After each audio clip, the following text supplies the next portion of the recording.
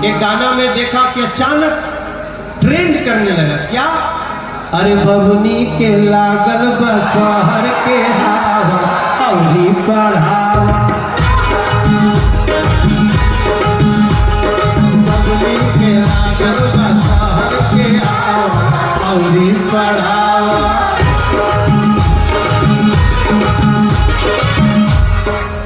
ये गाना बलिया के लिए नहीं है ना, नहीं पाकिस्तान के लिए।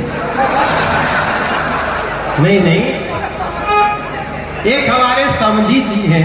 देखो गाना दया भाई कभी कभी बिगड़ जाता है।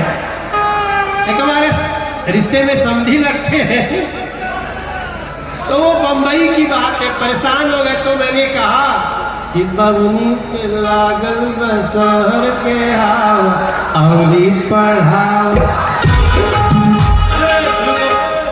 और ये पढ़ावा का मतलब ये नहीं कि पढ़ा क्यों रहे हो, और इस शहर में पढ़ावा। हाँ, शहर में। बट क्या ये हंसी मजाक की बात है छोटी छोटी बात पे।